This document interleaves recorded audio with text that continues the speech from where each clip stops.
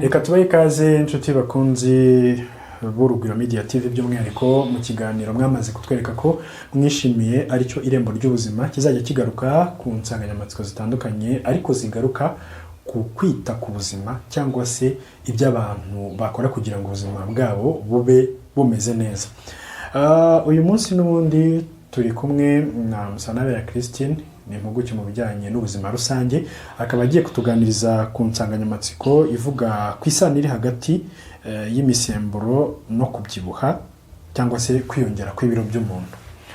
Ni insanganyamatsiko twateguye nyuma y'uko tubonye bimwe mu bitekerezo abantu bagiye baduha, haba batwandikiye kuri WhatsApp, murayibona aho ngaho ku Urugwiro Media TV, hariho nimero watwandikiraho kuri WhatsApp.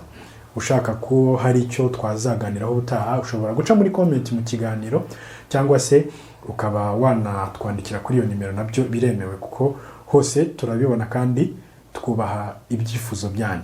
Hanyuma uyu munsi rero tujye kugaruka kuri iyo nsanganyamatsiko cyangwa se tujye gukora ikiganiro kuri iyi ngingo bitewe n'ibyo umwe mu bakunzi bacu yari yadusabye.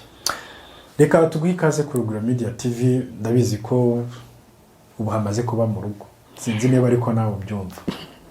Niko bimeze, murakoze cyane kunyakira. Umvise icyo tugiye kuganiraho, urakizi.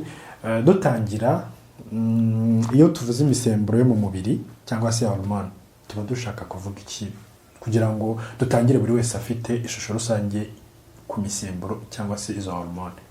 Murakoze.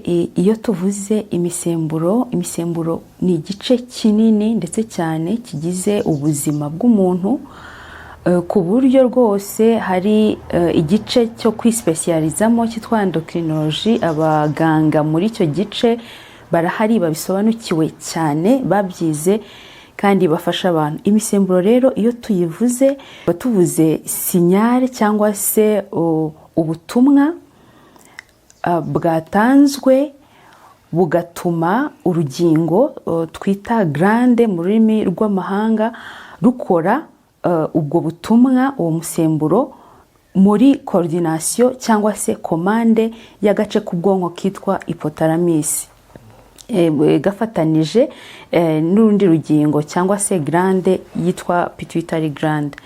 Muri make n'ubwo butumwa bwakozwe kugira ngo ingingo zikore, zikure se, zigire kugira mood, niba twabyita mu ndimi z'amahanga gutyo, cyangwa se gukura,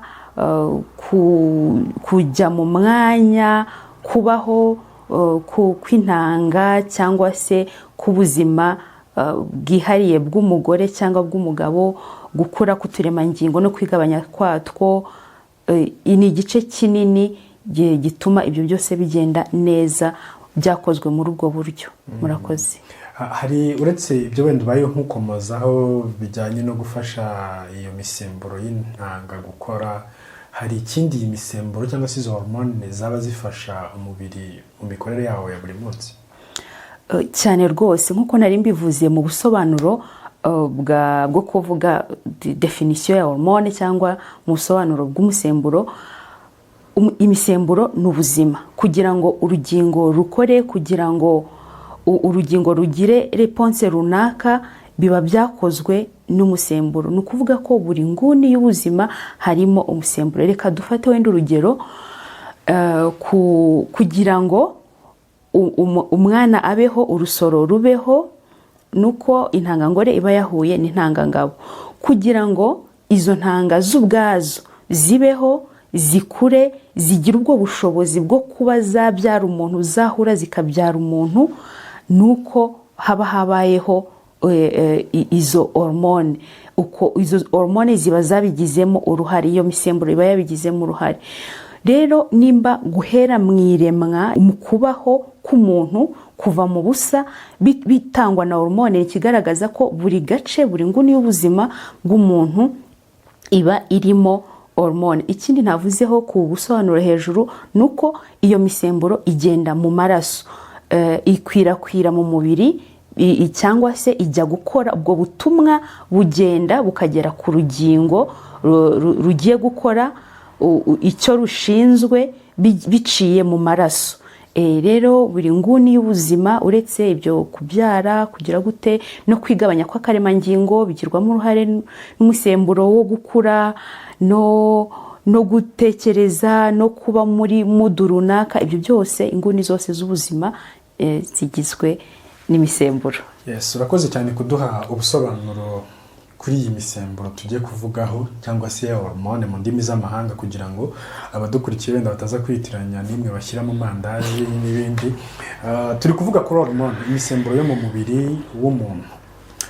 Tumaze kumva icyo umusemburo ari cyo n'icyo ushobora kuba umariye umubiri w'umuntu, ariko se haba hari irihe sano hagati yo kwiyongera kw'ibiro by'umuntu cyangwa se kubyibuha n'imisemburo? Urakoze cyane. Iyo bavuze imisemburo hari ubwo twumva ari igice ndakorwaho cyangwa se ari ibintu sirinatirere umuntu adashobora kwiyumvisha cyangwa se byikontorora udashobora kugiramo uruhare na ruto. Byabaye nta kintu nabikoraho. N'ibintu bitagatifu mbere. Ugenekereje wenda twanabyita gutyo, bamwe babyita gutyo, ariko mu kuri ntabwo ariko biri. Mu buzima rusange hari iby'ingenzi umuntu yagakwiye kumenya ku rugero rwe, bitananije ubwonko cyangwa se ngo ujye kugira ubumenyi bwihariye nk'umwe wabyize akamara imyaka ingahe ku ntebe y'ishuri, ahubwo ukagira ubumenyi rusange ku buryo bigufasha. Yego, urakoze cyane. Ubumenyi bw'ibanze ku buryo ubwo bumenyi bugufasha mu mahitamo yawe ya buri munsi, ku buryo umuntu nakubwira ati kwagize ibiheri byinshi byagenze gute, utazavuga ngo ni imisemburo. Kumva kuba ari imisemburo ni igice utakoraho, ureka kikijyana uko gikoze, uko byagenze ni uko nta kintu nabikoraho. Ariko ntabwo ariko biri. Nibyo tugiye kurebera hamwe muri iki kibazo, uko iyo misemburo igira uruhare mu kwiyongera kw'ibiro, n'ibyo ushobora gukora kugira ngo iyo misemburo, uko kwiyongera kw'ibiro wowe n'iki wabikoraho kugira ngo iyo misemburo ntiganze ngo iguteze ibyo bibazo. Kuri icyo kibazo rero nibyo imisemburo igira uruhare mu kwiyongera kw'ibiro. Reka dufate urugero nk'umusemburo utuma umuntu agira apeti. Uwo musemburo ghrelin, uwo musemburo niwo utuma umenya ko ushonje. Iyo ukozwe ubwo umubiri uhita ukubwira ko ushonje, ukumva ugize inzara ugakenera kurya. Iyo uwo musemburo rero, iyo ubundi umaze kurya, uwo musemburo uragabanuka. Iyo umusemburo ugabanutse wumva uhaze ukarekera. Nyamara ariko iyo utaririye ku gihe, iyo wicishije inzara by'igihe kirekire, iyo utasinziriye neza, uwo musemburo uguma wiproduce, uguma wikora ukubwira ko ushonje. Bityo warya ukarya mu kavuyo, ari byo bitera kongera umubyibuho. Ubushize mu kiganiro twari twavuze ko cy'ubushize kuri siporo, twari twashoje twanzuye ko udashobora kuvuga ko wabyibushye utariye. Na hano muriyumvisha neza ko kurya byagiranye isano n'umusemburo. Urya kandi nabi bituma ubyibuha. Undi musemburo tutareka kuvugaho kuri iki gice ni umusemburo ukorwa n'uturemangingo tw'ibinure, fat cells, witwa leptin. Uwo musemburo utuma wumva uhazi. Umaze kwakira ibyo ugomba kwakira mu mubiri, urahazi. Kandi uwo musemburo ugatuma ufasha kwibika kw'ibinure mu mubiri, ndetse n'uburyo imbaraga zikoreshwamo n'umubiri uwo musemburo bigiramo uruhare. Iyo rero uwo musemburo nawo utari mu mwanya wawo, biteza ibibazo. Reka dufate urugero nk'iyo umuntu amaze kubyibuha, kuba obese, kongera ibiro byinshi. Kugira umubyibuho ukabije. Yego, amaze kugira umubyibuho ukabije, hari ubwo umuntu yibaza ati se ubundi nari nzi ko umuntu ubyibushye atasonza, ko afite stoke nyinshi, kuki iyo stoke itamusova ntasonze, ukabona umuntu ubyibushye arashonje kandi ashonje buri kanya. barabizi umuntu ufite ibiro byinshi akunze guhorana inzara. umuntu akibaza se gutahorana inzara kandi afite reserve. aha rero iyo umuntu wari kwiyongera ibiro, uyu musemburo nawe urazamuka. tumaze kuvuga ko ukorwa na fat cells n'uturemangingo tw'ibinure. ni ukuvuga ko rero iyo wiyongereye ibiro, kuko n'uturemangingo tw'ibinure twiyongereye no musemburo uriyongera. ubundi wagakwiye guhagarika gukomeza kwakira ibindi binure, kwakira ibindi binure biba byaturutse mu carbohydrate, mu biribwa by'ibinyamafufu n'ibinyamasukari, ntubu ugikomeza kubirya, cyangwa se ugahora wumva nyine urahaze kuko uregulariza apeti. mu gihe wa musemburo wundi wa apeti utuma usonza ukagira apeti, undi wo yego niko ubundi umuntu munini byagakwiye kugenda. ariko bigera aho iyo umaze kongera ibiro byinshi, iyo umaze kugera muri icyo gihe uwo musemburo ugira resistance, noneho bigacanga ubwonko ntibumenye ngo noneho ndatanga komande wa musemburo ukorwe, cyangwa ndatanga komande wa musemburo uhagarike. noneho ugasanga wa muntu ahoranye inzara kandi afite amareserve, bityo uko ariye mu kavuyo aryagaguye, ruva afite inzara nyinshi iri guperesista, arariye uko ashonje arariye, ugasanga bya binure noneho bikomeje kwiyongera aho kugira ngo bigabanuke. ibyo binure aribyo bijyana n'umubyibuho. indi misemburo tutabura kuvugaho ijyana no kwiyongera kw'ibiro ni umusemburo wa insuline. uyu musemburo ubundi wiyongera iyo umubiri wakiriye ibinyamasukari n'ibinyamafufu, carbohydrates. rero iyo umusemburo wiyongereye, umaze kurya ibyo bintu cyangwa se urabirya kenshi, uwo musemburo uriyongera. uko wiyongera niko ibiro byiyongera, reka mvuge ibinure byiyongera cyane mu gice cy'inda. ariyo mpamvu uzasanga akenshi nk'abantu bafite ikibazo cya diyabete, cy'uburwayi bwa diyabete, bakunze kugira ibinure cyangwa se ibinure byinshi ku gice cy'inda, kuko hariho iyo irregularité y'uwo musemburo. ari byo kandi binatera ibibazo by'imiyoboro y'amaraso, bigatera kugira ibinure bibi, LDL cyangwa bad cholesterol mu mubiri, bigatera n'ibibazo by'umutima. imisemburo ni myinshi twatangaho ingero ituma tubona neza ko kwiyongera kw'ibiro bijyana n'imisemburo. ntabwo twabura kuvuga ku musemburo wa cortisol, umusemburo bakunze kwita umusemburo wa stress. uyu musemburo iyo ukozwe n'umubiri, kuko twabonye ko glande niyo ikora umusemburo, yahawe komande n'ubwonko bigaca mu maraso. hanyuma rero iyo cortisol, uwo musemburo wa stress, iyo ufite stress uyu munsi, kurakoze cyane, iyo ufite umujagararo uyu munsi, uwo musemburo urakorwa.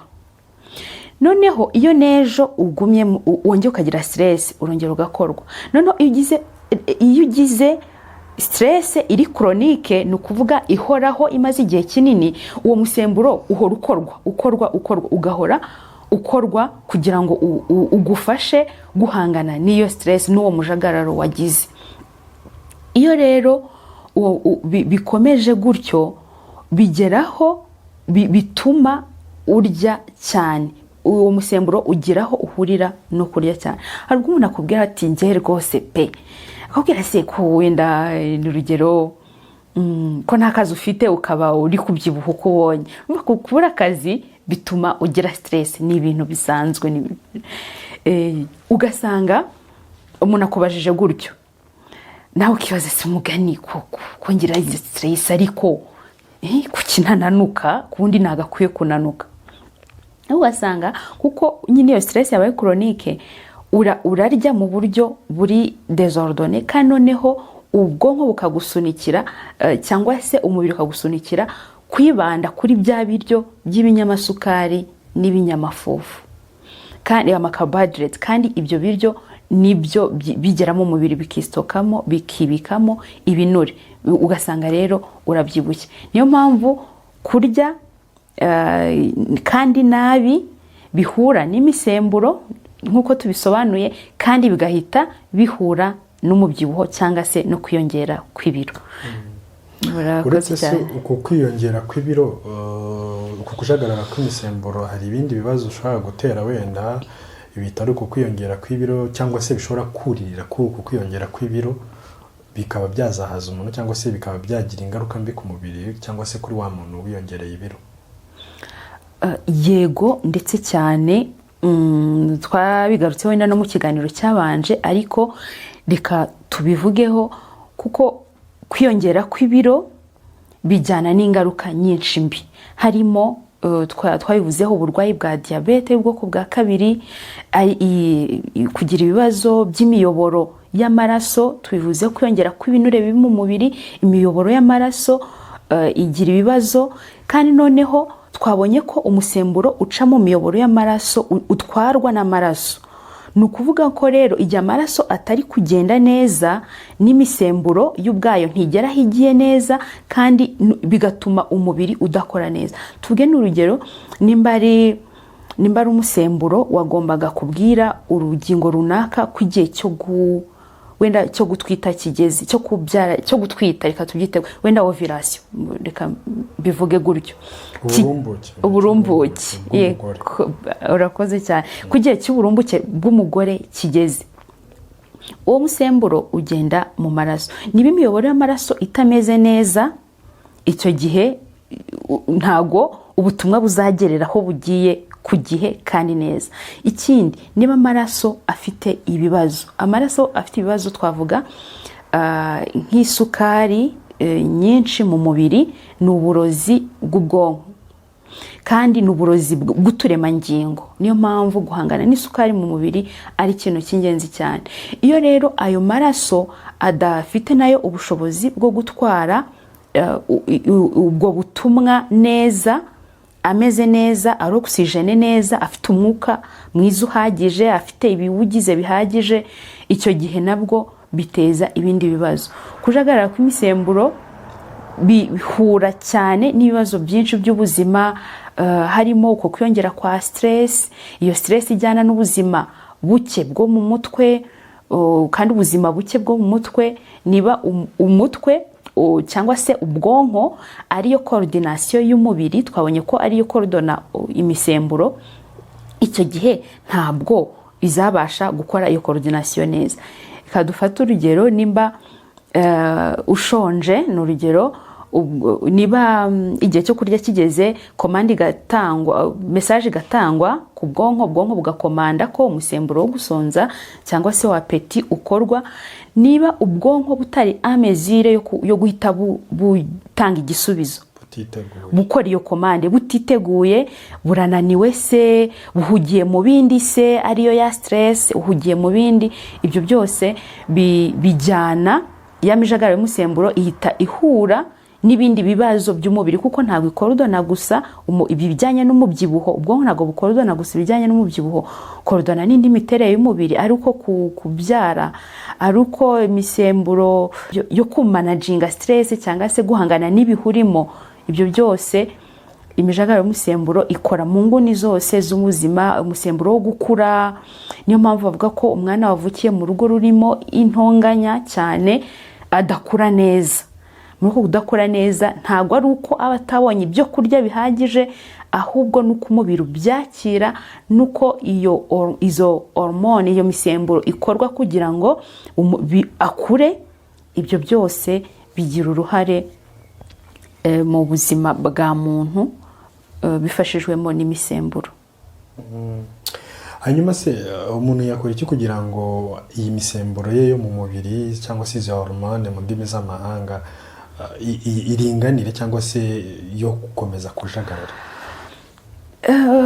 Iki kibazo ni ingenzi cyane, kuko mu byo umuntu yakora, twatangiye tuvuga ngo twumva imisemburo umuntu akumva ari ibintu bitagatifu tavugaho nimba byabaye nta kintu nabihinduraho, ariko iki kibazo kiratwereka neza ko hari ibiri mu biganza byanjye nshobora gukora kugira ngo imisemburo yanjye ijye ku murongo. Ikintu cya mbere mperaho, reka mpere ku mirire. Impamvu mpera ku mirire ni iki? Nuko kugira ngo akaremangingo kabeho nuko kaba kariye. Mu mirire turavuga ibiribwa, ibinyobwa, n'indi mibereho, umwuka mwiza, yego, kuruhuka, ibyo byose. Rero iyo mpereye ku mirire cyane cyane y'ibyo twinjiza mu mubiri by'ibiryo, ibiribwa n'ibinyobwa, niba akaremangingo karya, twabonye ko umusemburo ukorwa na glande n'urugingo. Iyo glande reka tuyifate tuyigereranye n'uruganda. Nimba uruganda wenda rukora indobo za plastique, nimba uruganda rutabonye raw materials, ibikoresho by'ibanze rukoramo ya ndobo, ntabwo ya ndobo izakorwa. Ni ukuvuga iki? Nidufata ibiryo tukabigereranya n'ibikoresho by'ibanze glande cyangwa se urwo ruganda rukenera kugira ngo rukore umusemburo, tubona neza ko mu gihe imirire yawe itameze neza, icyo gihe hormone ntizabasha gukorwa neza, cyangwa se mu gihe gikwiriye, cyangwa se mu gihe nyacyo. Ariko kandi tugarutse no kuri glande, iyo glande nayo kugira ngo ibeho ikore, nuko iba ifite ubuzima bwiza. Ubuzima bwiza ibugira kuko yariye neza. Hari ubwo kenshi tuvuga, abahanga mu mirire kenshi bavuga ko niba ugeze imbere y'isahani ugiye kurya, ubundi nagakwiye kureba ngo muri ibintu ngiye kurya ko umunwa uriye, igifu nacyo kikaba cyakiriye, ese n'akaremangingo karariye? Nimvuga akaremangingo, twese twumve ko ari buri gace k'umubiri, kariya gace gato k'umubiri gatuma ingingo zose zikora neza. Rero imirire ni igice kinini, kigari, kandi gikwiye kwitabwaho na buri muntu wese mu kubungabunga ubuzima bwe bwa hormone cyangwa se bw'imisemburo. Hari ubwo tujya tukumva wenda ngo abantu baravuze bati imirire, hari inyunganiramirire, reka mpite mba specific, hari inyunganiramirire zifasha kugabanya ibiro, hari inyunganiramirire zifasha kongera ibiro, hari inyunganiramirire zifasha, hari imirire n'inyunganiramirire bifasha kukuba wabyara, wasama, cyangwa se wagira ubushobozi bwo kubyara, bwo gutera inda niba uri umugabo. Ahangaha abantu bakibaza ati ibi bintu ni amakabya, kumva ni ibintu bitabaho, ni ugukabya, ni ukwigerezaho, hormone setu, ntacyo kubivugaho, ni ugutegereza niba hatabayeho hormonal replacement, kuba bagutera uwo musemburo uri kubura, ukumva nta kindi kintu wabikoraho, ari umusemburo uri kubura cyangwa se umusemburo utari mu mwanya wabyo, ukumva nta kindi kintu wabikoraho, nibyo. Ariko ntabwo ariko bimeze, kubera ko tumaze kubona akamaro imirire imaze mu mubiri. Niba rero ushobora kurya ugaburira imikaya, tuzi ko ari proteine zigaburira imikaya, niba ushobora kurya ugaburira imikaya, ukaba uzi ngo nimba ndire proteine, ubwo ni kugaburira imikaya. Na buri rugingo harimo za glande, rwa ruganda rukora imisemburo, ndetse n'umusemburo w'ubwawo ukeneye kurya kugira ngo ubeho neza, kugira ngo ukorwe neza, ukorerwe ku gihe, ukorwe uhagije, kandi ukorwe ari umunyamumaro. Kandi twabonye ko iyo misemburo ari inguni zose z'ubuzima. Kandi ikindi cya kabiri nuko muri uwo musemburo twabonye ko umusemburo ukorwa isuko mande y'ubwonko. Niba ubwonko butagize umwanya wo kuruhuka, icyo gihe hari ubwo uzaba kwa kundi uri muri stress, ufite akazi kenshi cyangwa ugize ute, ubwonko bukubwira ati ubwonko butange komande, urashonje, uvuga ati oya kisi igihe cyo kurya, ukomeze ukore, utange komande, ukeneye kuruhuka, oya si igihe cyo kuruhuka. Uko wiyima ibyo ngibyo niko ya mijagaro y'imisemburo iza, niko imisemburo itaba ku gihe. Twibukiranye ko igihe utaruhutse neza, nk'uko twabivuze haruguru, imisemburo yo kwakira, yo kurya, yo gutera apeti no kugaragaza ko wahaze irajagarara. Ntumenye igihe cyo kurya n'icyo kureka, ntumenye. Ibyo byose rero bikwiye kwitabwaho, kurya neza, kuruhuka. Ikindi kandi twakongeraho ni siporo. Ikindi twavuga ni meditation cyangwa se kugira ibitekerezo byiza. Abahanga bakunze gukoresha yoga, uburyo bwa yoga, kugira ngo ugire meditation, uruhure umubiri. Iyo umuntu asinziriye, reglande, rwa ruganda rushinzwe gukora umusemburo, nibwo rwirisetinga, nibwo reglande zirisetinga se mu kinyarwanda cyiza, nibwo zisana, yego, zinafata imbaraga kugira ngo umunsi ukurikiyeho ziguhe uko ubigenza. Kandi ni byiza gusinzira amasaha ya saa sita z'ijoro, gusinzira, kuryama, kumaximiza ari amasaha ya saa sita z'ijoro. Kandi uvuga guhera saa sita z'ijoro cyangwa oya, kuva saa sita z'ijoro umanuka. Ubwo kuva saa mbiri z'umugoroba kugera saa sita z'ijoro ni byiza kuruhuka ari amasaha. Nibwo organe yo gukura ikora. Organe de plutôt hormone de croissance. Ikiriya gihe niho ikura. Gusa ibyo ntibyaba bireba abana gusa. Oya, ntabwo bireba abana gusa, kuko nubwo tuvuze spécifiquement organe de croissance, ariko plutôt hormone de croissance, ariko hormone zose muri rusange zigira icyo gihe kandi zikenera uwo mwanya wa mbere ya saa sita z'ijoro kugira ngo zirisetinge. Ikindi umuntu akwiriye gukora kugira ngo yirinde umujagararo w'imisemburo, twavuze kurya neza, kunganira imirire, tuvuga kuruhuka, tuvuga gukora siporo, tuvuga gukora meditation, wiremamo ibitekerezo byiza, tuvuga kandi no kuba wagisha inama igihe bibaye ngombwa. Hari kugana abaganga babihuguriwe, babyize, babiminujemo, igihe habayeho ibibazo bishingiye ku hormone, ku misemburo, bakagufasha. Hari kandi no kuba watwegera tukakugira inama y'ibyo ukwiriye gukora mu buzima rusange, mu buryo buri specific atari rusange nk'uku nguku, kugira ngo ugire ikigero cy'imisemburo yawe iri ku murongo. Hari ikintu wigeze gukomozaho kijyanye n'uko hari umusemburo mu mubiri ukorwa igihe umuntu afite umujagararo muri we.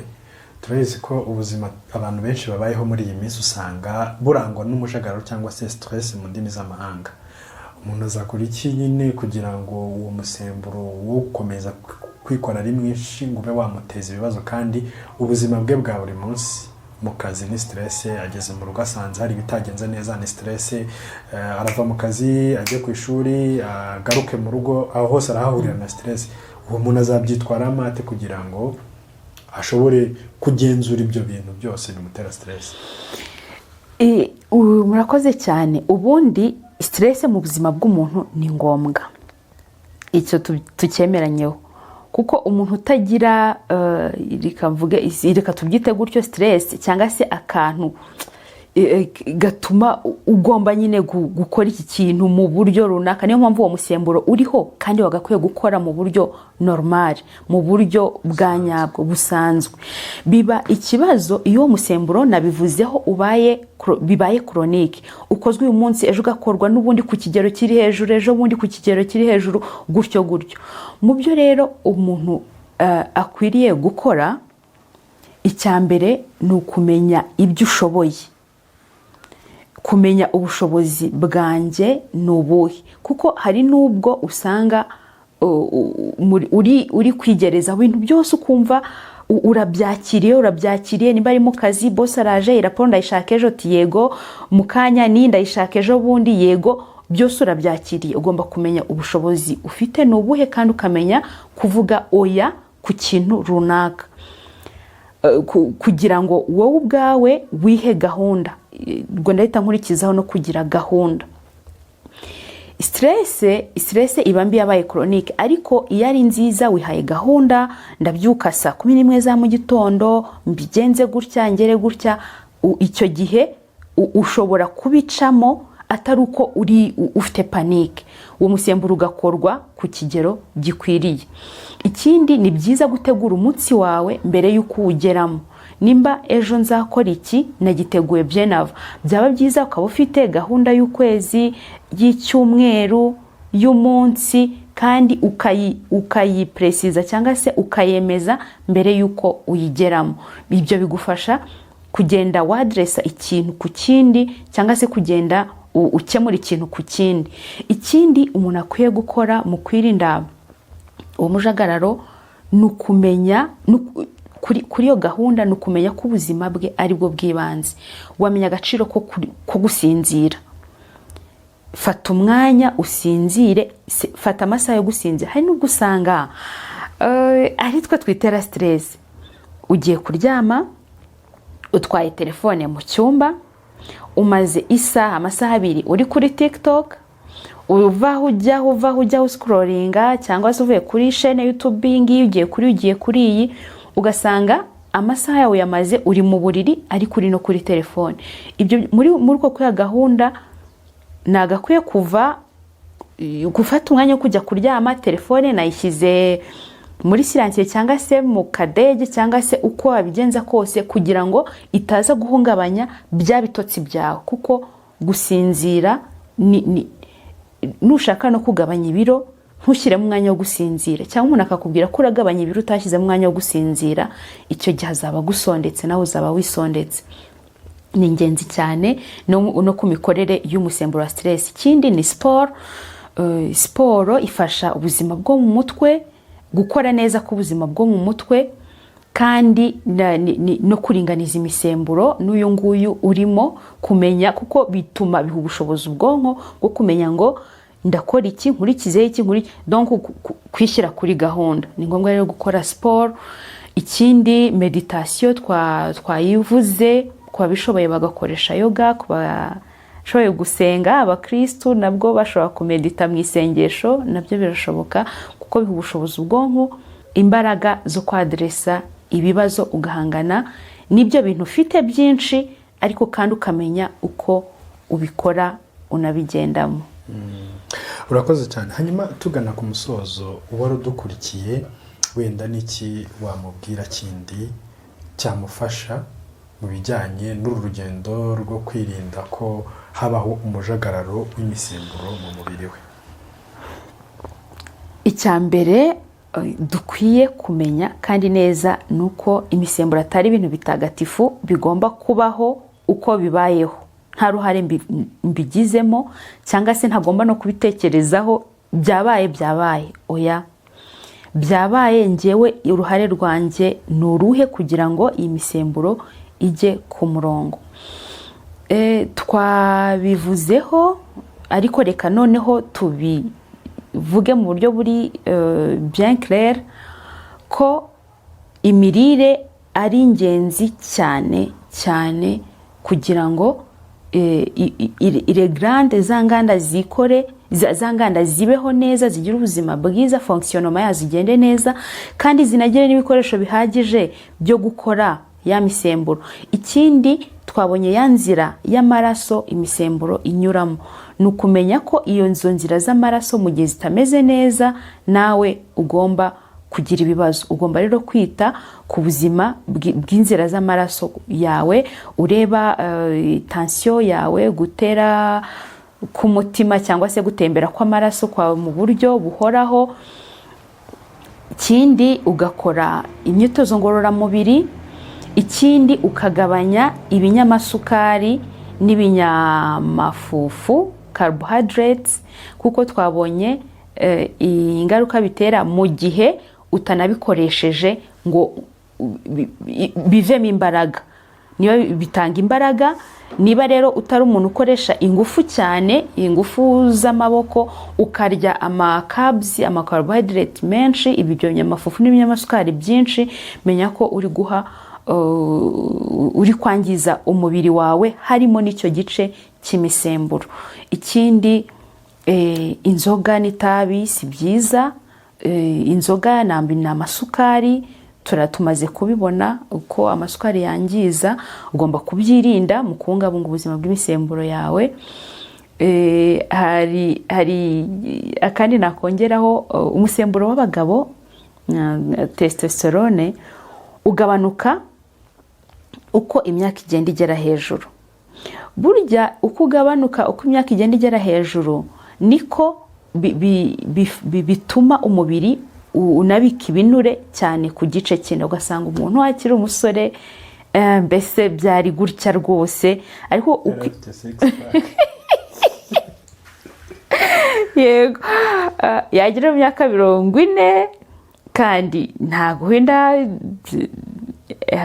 anywa inzoga cyane cyangwa icyo, ariko ugasanga inda, ibikorwa byegerejwe abaturage. Amina.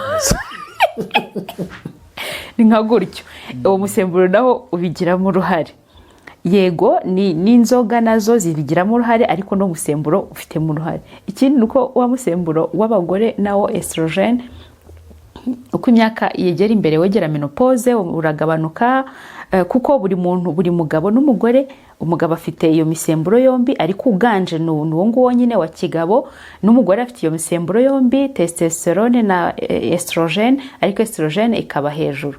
Uko imyaka rero yegera imbere wegera menopause, nawe uwo musemburo uragabanuka, hakazamuka wa wundi wa kigabo.